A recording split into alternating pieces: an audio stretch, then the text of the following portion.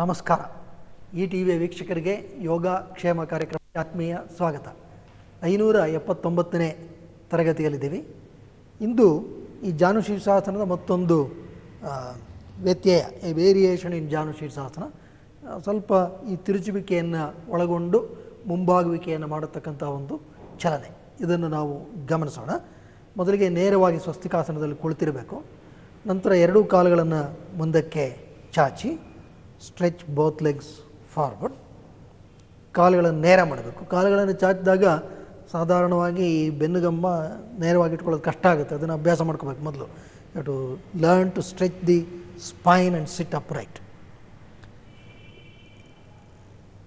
ಈ ಎಡಗಾಲನ್ನು ಮಡಚಿ ಎಡ ಹಿಮ್ಮಡಿ ಬಲತೊಡೆಯ ಮೂಲ ಭಾಗಕ್ಕೆ ಮತ್ತು ಎಡಮಂಡಿ ಸಾಧ್ಯವಾದಷ್ಟು ಹಿಂದಕ್ಕೆ ಹೋಗಬೇಕು. ಬಲಗಾಲನ್ನು ಚಾಚ್ತಾ ಇರಬೇಕು, ಸಾಧ್ಯವಾದಷ್ಟು ಮುಂದಕ್ಕೆ ಚಾಚ್ತಾ ಇರಬೇಕು. ಎಡಮಂಡಿ ಹಿಂದಕ್ಕೆ ಹೋಗ್ತಾ ಇರಬೇಕು, ಬಲಗಾಲು ಮುಂದಕ್ಕೆ ಹೋಗ್ತಾ ಇರಬೇಕು. ಎದೆ ಮಧ್ಯಭಾಗ ಮೇಲಕ್ಕೆ, ಕಾಲು ನೇರ, pull the kneecap, stretch the heel. ಇಲ್ಲಿ ಹಿಮ್ಮಡಿ, ಮಂಡಿ, ತೊಡೆ ಇವೆಲ್ಲೂ ಒಂದೇ ರೇಖೆಯಲ್ಲಿರಬೇಕು. ಎದೆ ಮಧ್ಯಭಾಗ ಮೇಲಕ್ಕೆ ಎತ್ತಬೇಕು. ಮತ್ತು ಇಲ್ಲಿ ಉಸಿರು ತಳಿ ಉಸಿರು ಬಿಡ್ತಾ ಇಡೀ ಸೊಂಟವನ್ನು ತಿರುಗಿಸಬೇಕು. ಒಂದು 45 ಡಿಗ್ರೀಸ್, 45 ಡಿಗ್ರಿ ತಿರುಗಿಸಬೇಕು. ನಂತರ ನಿಧಾನವಾಗಿ ಮುಂದಕ್ಕೆ ಬಾಗಿ stretch the spine, bend forward. ಕಾಲು ನೇರ ಆಗ್ತಾ ಇರಬೇಕು. ಈ ಬಲ ಮಂಡಿಯ ಕೆಳಭಾಗವನ್ನು ಸಾಧ್ಯವಾದಷ್ಟು ಕೆಳಕ್ಕೆ ಹೊಡಿತಾ ಇರಬೇಕು. ಹಿಮ್ಮಡಿಯನ್ನು ಚಾಚ್ತಾ ಇರಬೇಕು. ಮತ್ತು ಸೊಂಟವನ್ನು ಚಾಚಿ ಮುಂದಕ್ಕೆ ಬಾಗಿ.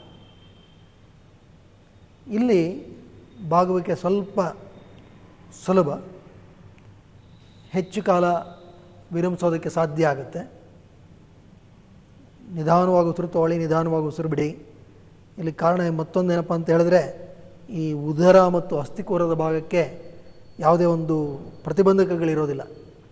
There is no resistance offered by the thigh in this particular posture for the pelvis and the abdominal region. They are free to respond to the breathing.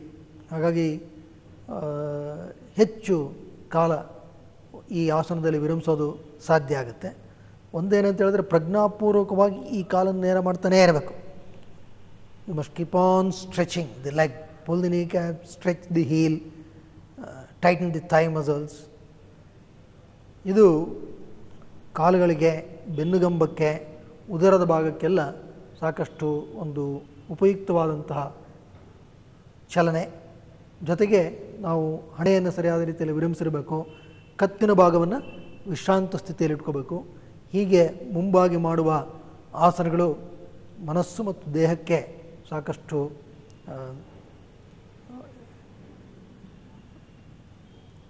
ಚತೋಹಾರಿಯಾಗಿರುತ್ತೆ. ಒಳ್ಳೆಯ ವಿಶ್ರಾಂತಿಯನ್ನು ಕೊಡುತ್ತೆ. ಎಲ್ಲ ಸ್ನಾಯು ವರ್ಗ ಸಚೇತನ ಆಗುತ್ತೆ. ಕೈಗಳನ್ನು ಮುಂದಕ್ಕೆ ಚಾಚ್ತಾನೇ ಇರಬೇಕು. ಮತ್ತು ಇದೆಲ್ಲ ಇಟ್ಟಿಗೆ ಎಷ್ಟು ಮುಂದೆ ಇಟ್ಕೊಳ್ಳೋಕೆ ಸಾಧ್ಯವಾಗುತ್ತೋ ಅಷ್ಟು ನಮ್ಮ ಬಾಗುವಿಕೆಯ ಪ್ರಮಾಣ ಹೆಚ್ಚಾಗುತ್ತೆ. ಮತ್ತು ಇಟ್ಟಿಗೆ ಇಟ್ಕೊಳ್ತಕ್ಕಂತಹ ಮೂಲ ಕಾರಣ ಅಂತ ಹೇಳಿದ್ರೆ, ನಾವು ಏಕಾಏಕಿ ಹಣೆಯನ್ನು ನೆಲದ ಮೇಲೆ ವಿರಮಿಸಬೇಕು ಅಂತ ಹೇಳಿದ್ರೆ, ಈ ಬಾಗುವ ಮತ್ತು ಉದರದ ಭಾಗ ಸಂಕುಚನಗೊಳ್ಳುವ ಮತ್ತು ಉದರದ ಭಾಗದ ಮೇಲೆ ಅನಗತ್ಯವಾದಂಥ ಒತ್ತಡ ಬರತಕ್ಕಂಥ ಸಂಭವ ಇರುತ್ತೆ. ಅದನ್ನು ತಡಿಲಿಕ್ಕಾಗಿ ಈ ರೀತಿಯಾದಂಥ ಒಂದು ಉಪಕರಣವನ್ನು ಬಳಸ್ತಕ್ಕಂಥದ್ದು ಬಹಳ ಒಳ್ಳೆಯದು. ಈಗ ನಿಧಾನವಾಗಿ ಮೇಲಕ್ಕೆ ಏಳಿ ಹಸ್ತವನ್ನು ಒತ್ತಿ ಇಡೀ ಬೆನ್ನುಗಂಬವನ್ನು ಮೇಲಕ್ಕೆತ್ತಿ ಎಡಗಾಲನ್ನು ಮುಂದಕ್ಕೆ ಚಾಚಿ ಮತ್ತೊಂದು ಬದಿಯಲ್ಲಿ ಮಾಡಿ ಬಲಗಾಲನ್ನು ಮಡಚಿ ಬಲ ಹಿಮ್ಮಡಿ ಎಡತೊಡೆಯ ಮೂಲಕ್ಕೆ ಮತ್ತು ಬಲಮಂಡಿಯನ್ನಾದಷ್ಟು ಹಿಂದಕ್ಕೆ, ಎಡಗಾಲು ನೇರ.